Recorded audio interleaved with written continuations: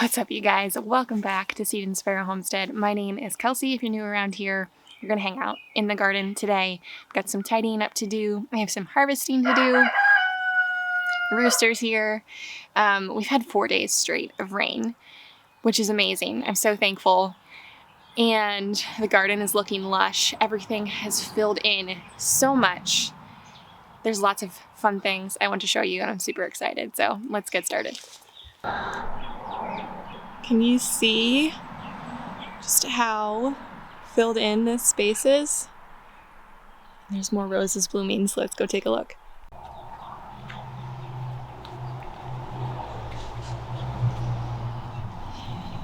These few are on their way out, so I hope me touching it doesn't take all of the petals away, but look at that. So this goes from like a coral color, and then as it opens, it fades to more of a pink. This one's kind of, let me go around the back here. This one's kind of in between. Really, really pretty. This one is, I think, Princess Alexandra of Kent from David Austin. Something is coming through and eating all of my rose bushes, so I think I'm going to apply some DE and see if that does the trick. And we've got this rose. Look at this thing.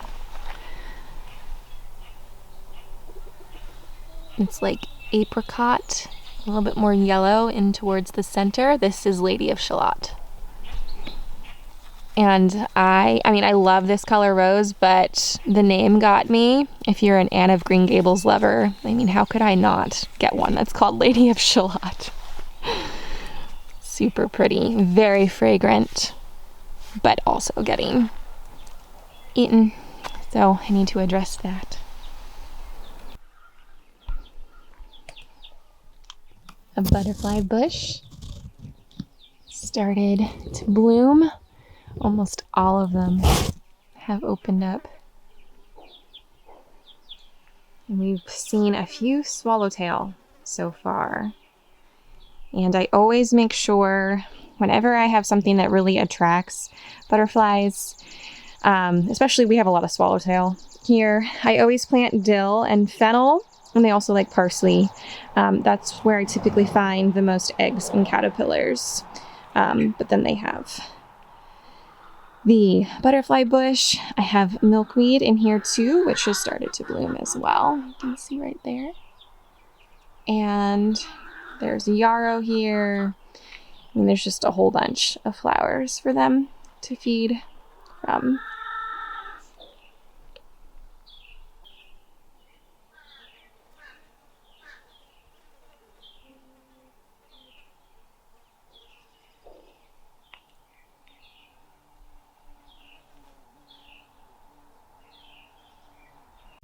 I do have to make note of just how enormous this elecampane plant is. It's now towering above the tree.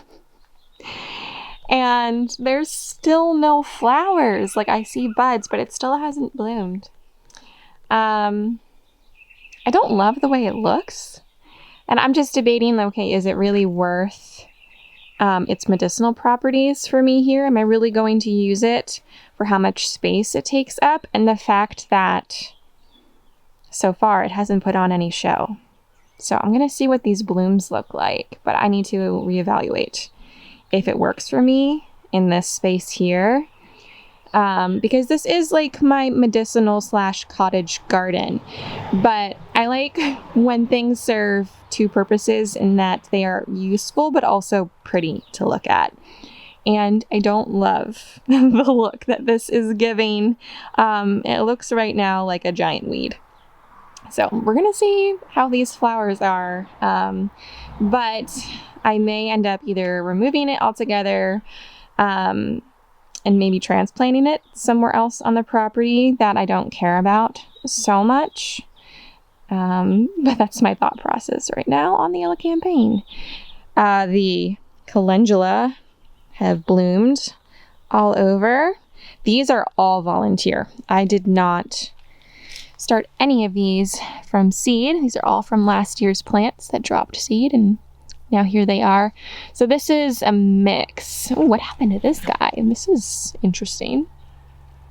I don't know what is happening there. I forget. This is just like your typical calendula. I think it might be a sunrise mix or something like that. This one, I think, is called Pink Surprise. I think I got that from M.I. Gardner last year. That one's really pretty. I think I have 3 varieties. This mix, the Pink Surprise, and I have a Snow Princess up front. The random store-bought rose over here, it's still putting off some blooms. I chopped that back, deadheaded it, took off all the spent blooms. And the way I do that, counting back from the spent bloom, like let's just say, okay, here's a bud. Once that blooms and once it's dead, I will actually take it back to the first set of 5 leaves. And I just did that all the way around. Some of them I was a bit more aggressive with because I wasn't loving the shape it was taking on. And I have been pretty aggressive with my rose bushes, and I haven't noticed any negative effect there because sometimes they just get really unruly and one side just starts to shoot up more than the other, and I don't love that. I don't mind a little whimsy, but I like some structure as well. And the same goes for the Olivia rose from David Austin. I shaped that up, trimmed it back quite a bit, and now it's starting to put on its second flush. See lots of buds here. I also cut back all of the columbine. They finished blooming, so they're just going to sit like that. I'm probably going to divide these out in the fall, give some to friends.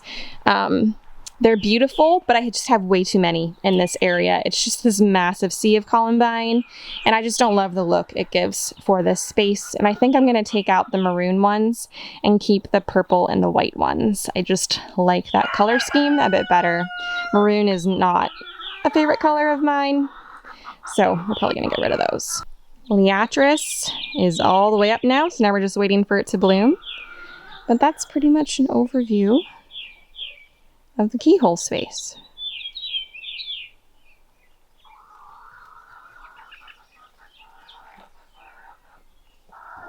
All right, I'm going to take you to the back here where I have some tomatoes. I want to show you an oopsie that I did. Here's my oopsie. I was coming through and I was taking off a bunch of the bottom leaves, taking off some of the suckers back here, and I snapped the plant in half. Do as I say, not as I do. I did this with my hands, and I really should have been using snippers, but yeah. So anyways, this is not a lost cause. I mean, this one pretty much is. It might send up some more shoots there at the base, but I took the part that I snapped off and I just brought it into the house, put it in some water. It's going to form roots. And then once those roots form, I can put it back in the ground and it'll be just fine. And you can actually do that with all of the suckers. Let me find one. Oh, where's the sucker? So if you don't know, like here's the main grower stem. Here is a branch, just a leaf.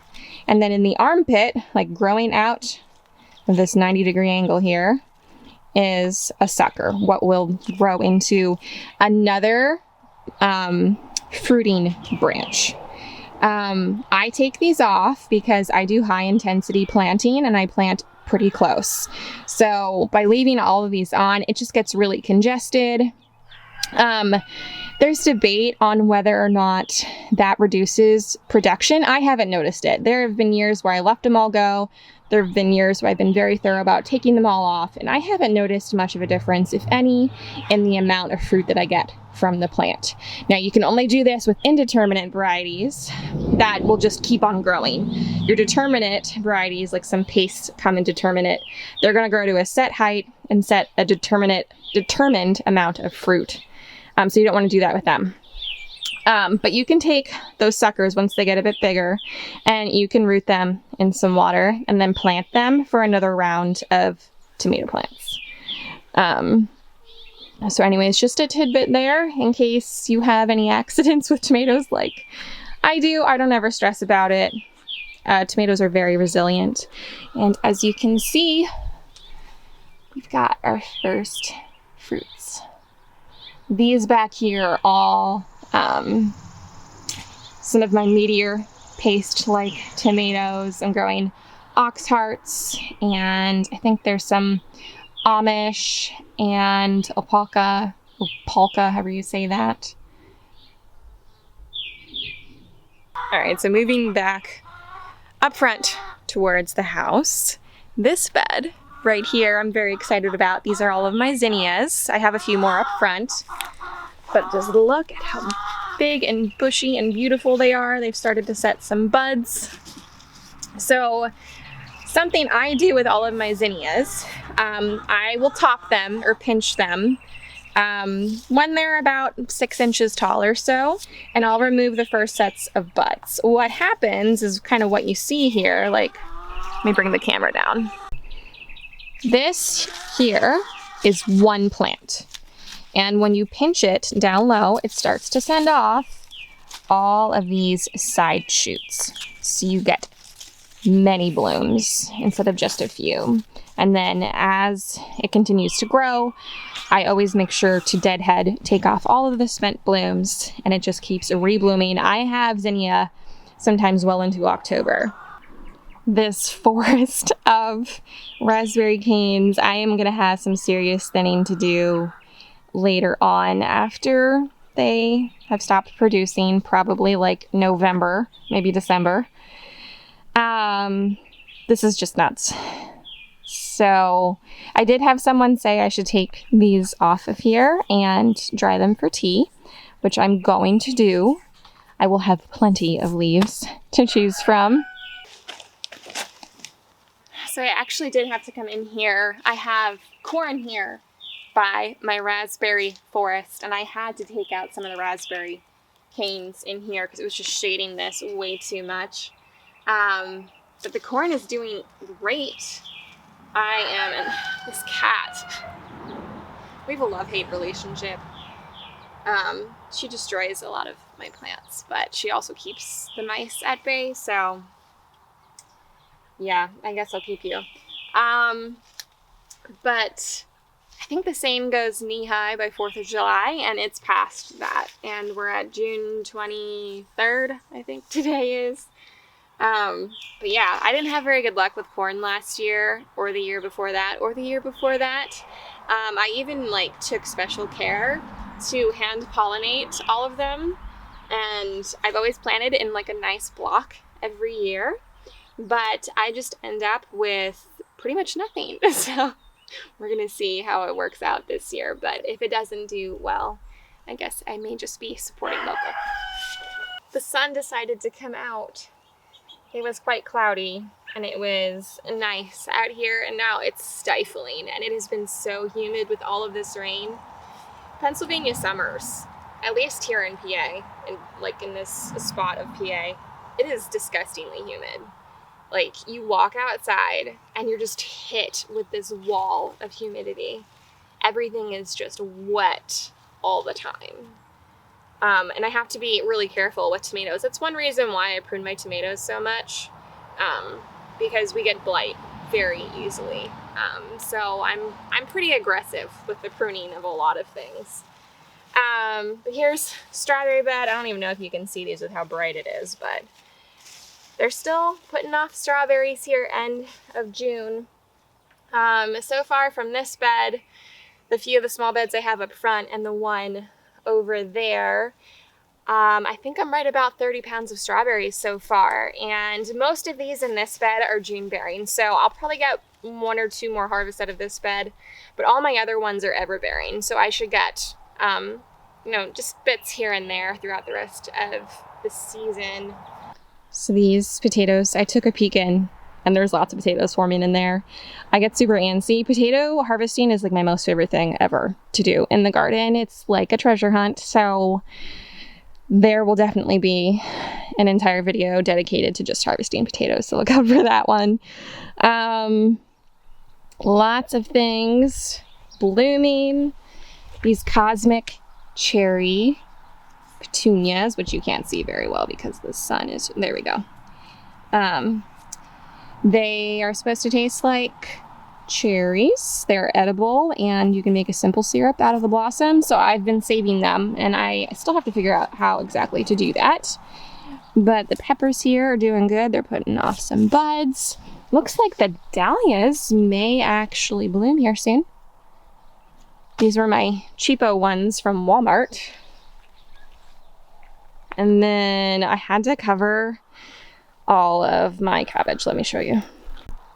This one is still the only one that's actually forming a head. I don't know what the deal is with cabbage.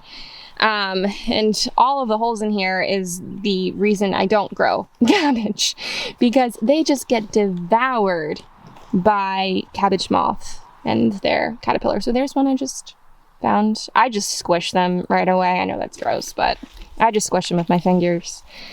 So I definitely think I'm going to start some more cabbage starts inside to plant for the fall garden. Hopefully then the pest pressure will be lower, that I don't have to deal with this as much. But if I decide that I want to try again in the spring, I think I'm going to cover them from day one and just keep them covered. I also sprayed some BT on them to see if that would help. And I've just been coming out every day and picking off all of the caterpillars and either squishing them or giving them to the chickens if they're big enough. But yeah, they're just demolishing all of my brassicas, which is really sad. But I don't know why I expected anything different. I think every year coming into it, I'm just super hopeful. This will be the year that they're gonna grow and they never make it. Look at this tomato truss. Isn't that insane? This is the red centiflora, and I believe centiflora means 100 flower? I'm not totally sure. I might have butchered that. But it just produces a ton of flowers. Not all of these will turn into tomatoes. Not every single one gets pollinated. But usually they have these big trusses of tomatoes. Like here's another one, itty bitty, that's starting out now. But that one's super cool, and they're these teeny tiny little red tomatoes. So these three here are my cherries. I believe these are like called strawberry and cream. I forget. My friend Heather gave me the seeds for these, so I don't have the packet. And then I think I have one of these is sun gold. So got those. And then these are all different slicers, blacks, yellows, and reds. Same with the ones up there. We have our first chamomile blossoms. I need to come and harvest these because I want to use them in salves and in teas and lots of stuff like that.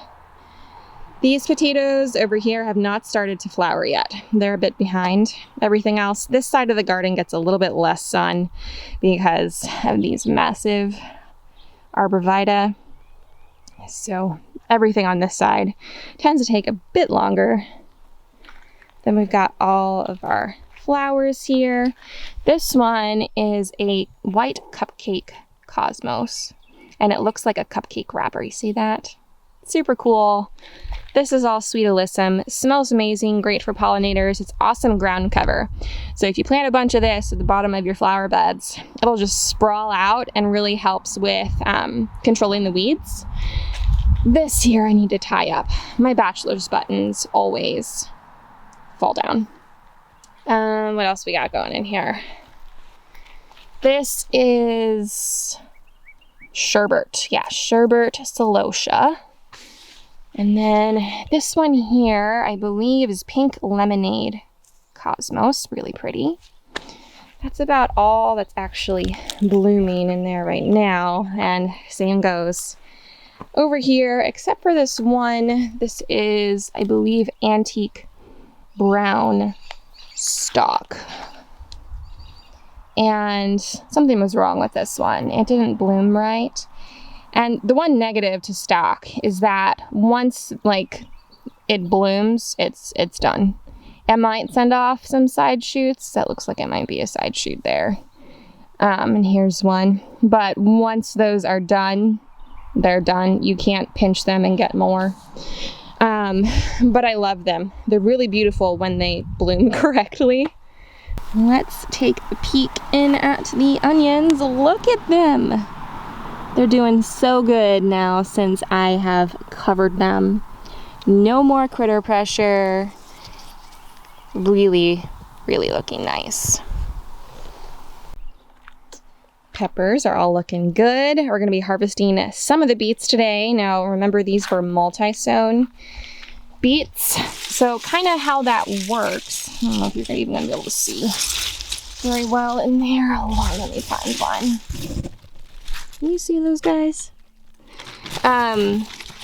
You kind of go through and you pick out the biggest ones, and then you let the smaller ones go, and you just kind of keep doing the same thing for like succession harvesting. Spreads out the harvest so you're not overwhelmed. So we're gonna come in here and find the biggest ones. Over here, got some more celery doing good. Got some carrots in here. I'm not totally sure how they're gonna do. This is the first time I've planted carrots in ground, so I'm not sure. Like, these are new beds. I don't know if this is still a bit too compacted for carrot growth. We're gonna see. And then dragon tongue, bush bean. These are my peanuts. So the peanut, like the pods, actually grow underneath the soil like potatoes would. So these are the plants and grow up, and then I forgot how many days it is until these are ready. I've never grown these before, so we're gonna see if they work well here or not. Got our rompicante squash growing up this trellis. Lots of little babies in here. Here's a teeny tiny little baby. I have a feeling that is going to just keep growing up and over this guy. And then on this side, we've got another rose. Look at this one. This bloom is on its way out. But oh my goodness, I wish you could smell it. It smells just divine. It's Crown Princess Margarita from David Austin. And this one is a climber. So hopefully in the next few years, it'll be up and over this arch trellis. So up in this in-ground space, I had to do some thinning out because I could no longer walk in here. So there's been the death of a lot of sunflowers, unfortunately. My daughter wasn't so happy with me. She said, "Mom, you're ruining my bug habitat." She just comes in here and she sits. She calls it her little sunflower forest. And she comes in here with her little containers and she finds bugs and then she observes them. But I left her a few. There's still some sunflowers there and some over here and scattered throughout. But I couldn't get in here anymore, so I had to take some of them down. But these strawberries are still producing a little bit. They'll be on their way out soon. But everything is looking really good up in here. These are my determinate paste tomatoes, so these don't get pruned. I do remove some of the bottom leaves. I don't like when any leaves are touching the ground. That's just one way for soil-borne bacteria and stuff to get on them. Try to avoid any splashback. So the bottom leaves get taken off. So those look good. Got lots of calendula and nasturtium. Someone had asked in the last video, what do you do with nasturtium? Because you saw me harvesting them. They're very peppery. They kind of remind you of like arugula. The leaf, I mean, everything's edible, but I typically only harvest the flowers and the leaves. You know, put them in salads. Just use them how you would arugula. You could put them on like some avocado toast, stuff like that. I also wanted to remove some of the sunflowers in here because all of these flowers that I painstakingly started from seed were not growing. So I let in a little bit more sunlight there. And then we've got our cucamelons here. Okay, oh, here's a teeny tiny little baby right there. But I'm excited for some fridge pickles with those little guys. And then what else is going on in here? beautiful lettuce that we are not eating, which I will explain in a little bit. But more celery. Brussels are doing well. We've been harvesting from all of our golden raspberries, and these are like more of a rose gold raspberry. Peppers are doing good back in through here too. Got lots of stuff mixed in. I'm just trying to use every little bit of space I have this year. So we've got onions, more raspberries. We've got some zucchini here. I think I just saw the first itty bitty zucchini. So hopefully soon I can show you all how to make that mock pineapple. I know I've had a few requests for that. More cabbage, which that's just, you know, survival of the fittest. That's really getting eaten alive. Cantaloupe. And all of the potatoes up here are in bloom. So, like I said before, after they bloom, you can harvest as soon as like 3 weeks. You'll get more of a new potato. And then if you wait until the plants have completely died back and yellowed, fallen over, then you'll get a bigger potato, thicker skin, better for storing. But as you can see, which I kind of figured would happen, it gets more shaded the further we go back. You can see how nice and big those potato plants are and how itty bitty these are. So it just goes to show you, plants really do need sun. They'll grow. It might take them much longer to get, you know, to a mature age where they're actually giving me potatoes. But I may just, you know, forgo at least this last row next year and just make it into a walkway. Same goes with, you know, I made this really nice. I had this vision of just like this beautiful, you know, archway, walkway engulfed in squash plants. And I don't know that it's going to happen because these guys do not love this location. It's just too shaded for them. They've hardly grown. These guys are just a little bit better. They look healthier, at least. So I actually just went in and I took out some of the potato plants here because I thought maybe they were impacting like the root growth of these and they were shading them. So we'll see if they do any better. These guys are doing really well. So maybe at least I'll have one arch filled. Okay, so I'm trying to find a spot here in the garden that's not completely overexposed and too sunny. So raspberry cane forest is what we're working with. But I just wanted to mention, because I had said about not eating all of the lettuce, everything I grow, I have grown enough for our family of 4 to eat. However, currently I'm not able to eat anything coming out of this space. So to give you a little bit of background, without going into too much detail about, really I've been struggling with my health for like the last decade, but it really started to get worse and worse after I started having kids. And that led to just a whole lot of health issues. And I had gone to many doctors, both in the allopathic and more holistic, natural-minded, and no one could really seem to find an answer to what was going on with me. And I recently started working with a new doctor who has a different method of doing things. And I am hopeful, finally, that we figured out some of the root cause of what is going on inside of my body to make me feel this way. It's affecting every area of my life. And something it had to be done. I was done with living this way. So, basically, we had to take some extreme measures to address the inflammation in my body. I have severe inflammation everywhere, and that led to an anti-inflammatory diet. So that is one of the first steps I am taking, and a whole bunch of other things we're doing too. So I can only have like 5 things for an entire month, which is honestly a little bit like torture during harvest season. All of these yummy things I'm growing, I can't eat. So I am very much looking forward to all of the things I'm preserving that hopefully one day I can consume again.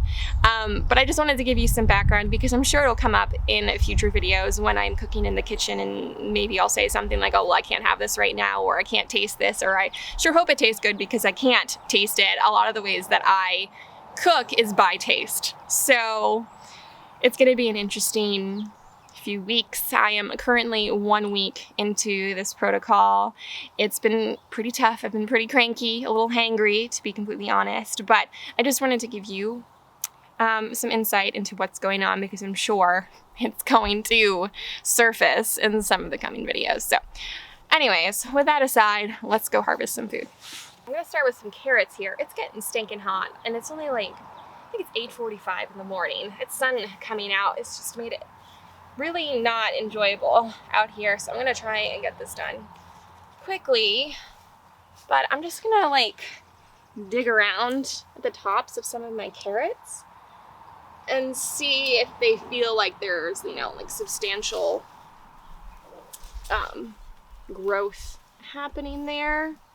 And I really should have thinned these, but I didn't. This one feels like there might be something worthwhile. Not really. I mean, the top seemed it, but obviously this one came into some sort of obstruction that made it fork in 1,000 different ways, but it's okay. We can still use it. Let's see. It's a little bit better. But by thinning some of these, it'll help the other ones actually start to grow a bit more. And this is one of the things that's actually on my anti-inflammatory diet. I can have cooked carrots, so I can at least eat something that I grew.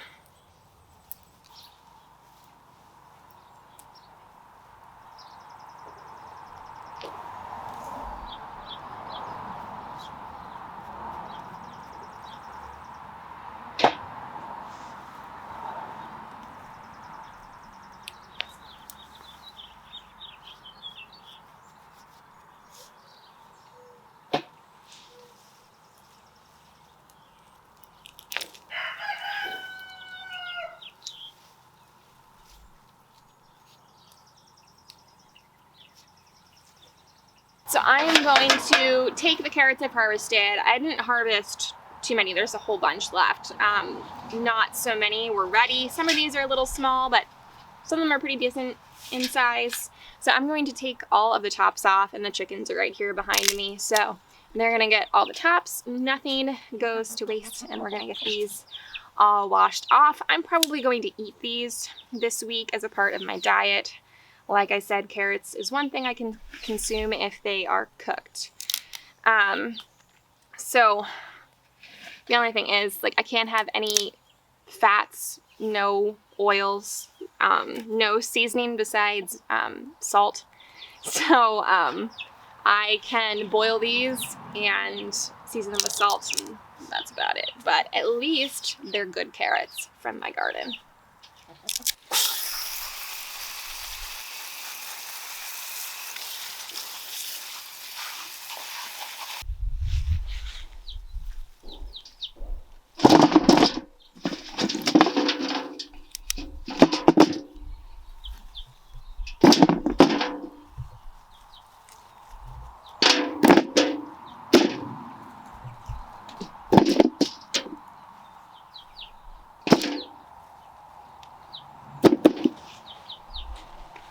Alright, we're going to move on to some beets.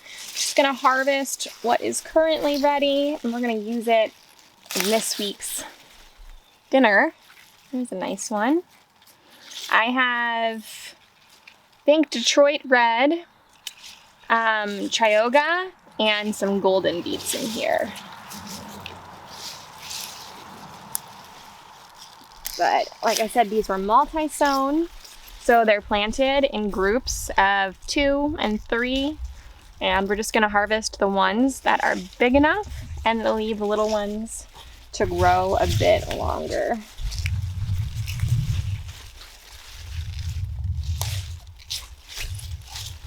golden beet. That one's a little small, but that's okay. I like them when they're small, although I can't eat it.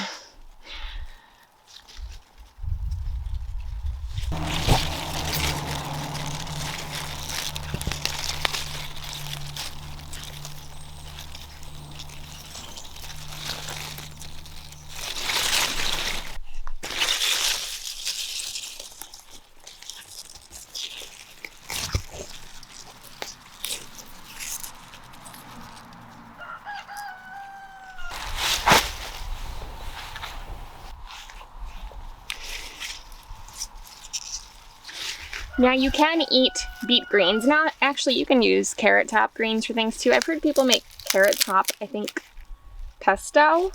But I'm not a fan of beet greens. You can like saute them up, or you can use them in like smoothies, all sorts of different things. You can kind of use them like how you would chard. We're just not fans. So I don't consider giving them to chickens a waste because we give food to the chickens and the chickens give food to us. So the girls get a smorgasbord today.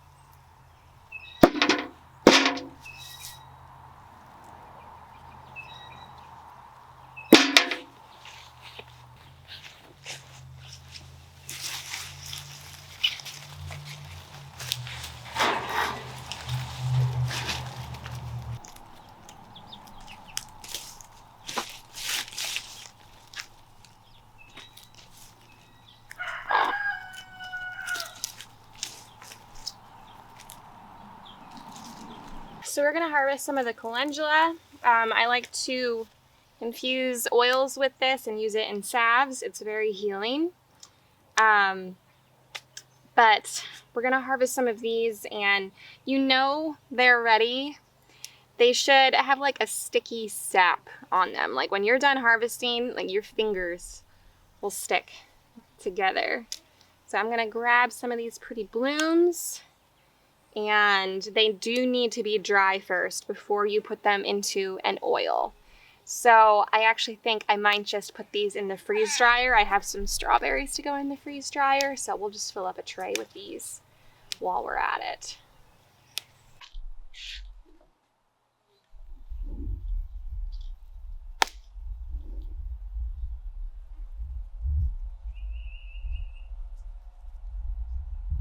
I'm just gonna grab a box full, sorry, there's a tractor going by, a box full of flowers. So I'm gonna pull that one off. That one was on its way out anyways. I'm gonna save the rose petals to use in, I'd like to make like a facial tonic. Maybe use that in some soaps as well. Got lots more lavender we can pick, but I want to come over here and grab some of this pretty yarrow. I'm just gonna take these guys. Got a whole bunch of them. There's only a few chamomile buds ready, but you want to pick them and they look like this. The petals are all open. This one isn't quite ready yet. Definitely not that. And you really don't want spent blooms either, so this is perfect. Isn't this the prettiest little harvest? Look at these colors. How gorgeous is that box? I will forever grow flowers.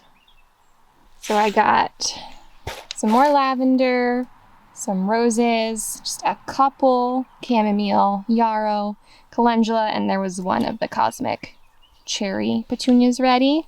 So all of these things are gonna go on a freeze dryer tray and get freeze dried. And then we just got our beets, which will be used in a meal today, and I'll eat the carrots throughout the week. There's one other thing I wanted to do if I'm running the freeze dryer, then that is good enough of this mint for one of the trays. I'll have one extra tray. So we're gonna grab a bunch of this and freeze dry it for making teas. All right, I'm standing at the chicken coop because it's the only source of shade that I can find right now. I'm gonna call that a wrap for today. It's really gross out here. You can see like my hair is doing funky things. It's so humid. I got my mint. I have my other harvest, so I'm gonna work on getting all that stuff in the freeze dryer. But I will see you all on Friday. I hope you have a blessed day. Thanks for hanging out with me. I'll see you next time. Take care.